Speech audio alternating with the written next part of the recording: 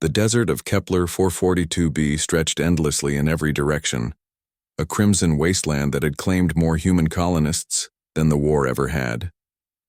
Louis stumbled forward, his exosuit's cooling system failing, the recycled water in his reservoir long depleted. 3 days since the sandstorm had separated him from the expedition. 3 days of walking toward what he hoped was the settlement. He was dying. The sun, larger and angrier than Earth's, beat down mercilessly. Through his cracked visor, Louis saw something impossible. A curved object protruding from a dune ahead, too geometrical to be natural. With the last of his strength, he dragged himself toward it. A horn, carved from some dark material that seemed to absorb light itself, covered in symbols that predated human arrival on this world by millennia. The predecessors, the expedition called them, the ancient civilization whose ruins dotted this planet, extinct for reasons unknown. Louis's hands trembled as he pulled the horn free. It was hollow and impossibly condensation beaded on its inner surface. Water. Real water. He didn't question it. Couldn't question it. He pressed the horn to his lips and drank deeply.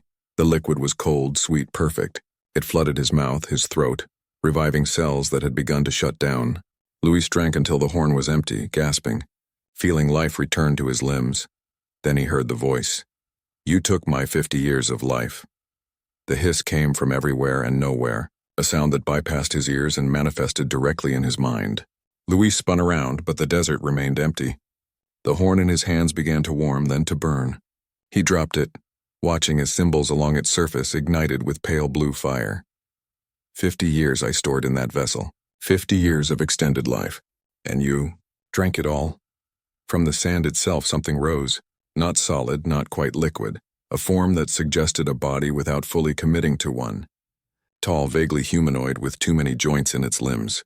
Eyes like distant stars burned in a head that kept shifting, never quite settling on a single shape.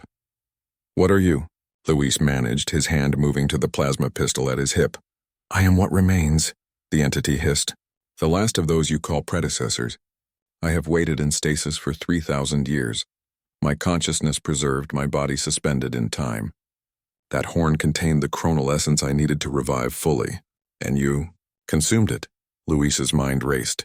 The predecessors had been technologically advanced beyond humanity's understanding, but they'd vanished suddenly.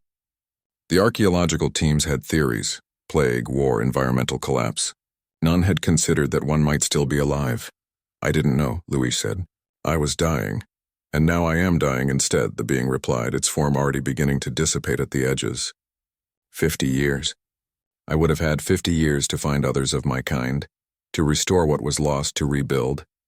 Instead I have minutes. Louis looked at the creature, this last remnant of a civilization that had mastered time itself, and felt something unexpected. Not fear, but sadness. "I'm sorry," he said, and meant it. The predecessor seemed to study him, those stellar eyes boring into his soul. "Your species, you are young, reckless. You take what you need to survive without thought for consequence. We were like that once." "What happened to you?"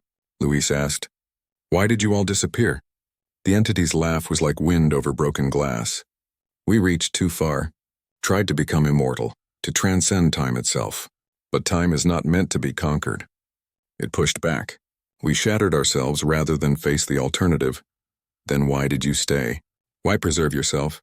"Because someone had to remember," the predecessor said softly, its form now translucent. "Someone had to bear witness to our hubris, to warn those who came after. But I see now. Warnings are useless if no one is there to hear them." Louis felt the weight of those words. "I'm here," he said.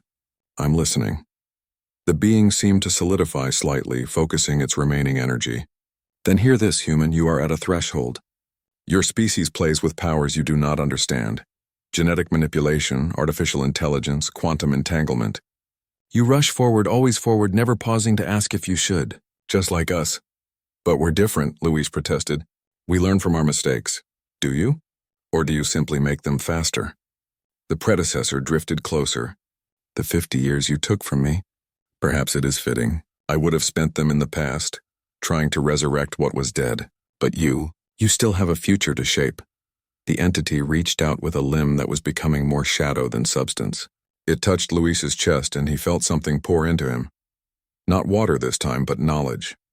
The history of the predecessors, their achievements and failures, the terrible beauty of their final days. It flooded his consciousness in an instant that felt like years. "Take this gift, then," the voice whispered, fading now. "Take my 50 years of memory instead of life. Let my people's story be your warning. And perhaps your species will choose differently than we did." "Wait," Luis called out.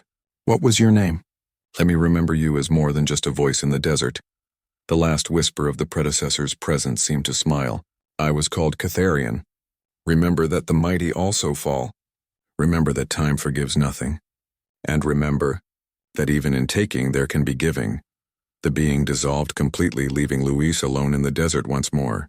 But he wasn't the same man who had drunk from that ancient horn.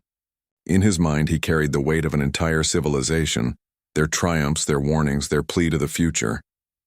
Ava's voice crackled over his comm, suddenly clear. Luis, we've found your beacon." "Hold on, we're coming." Luis looked down at the horn, now just carved stone again, empty of power. He picked it up carefully. "I'm here," he said into the comm. "And I have a story to tell." The rescue shuttle appeared on the horizon, but Luis knew that the real rescue had already happened. Catharian had saved him from more than just thirst. The predecessor had saved him from ignorance. As the ship descended, Luis clutched the horn and silently promised the voice in the desert. Humanity would learn. They would remember. They would choose better, because that's what humans did best. They survived, they adapted, and they learned from those who came before, even if those teachers were 3,000 years dead.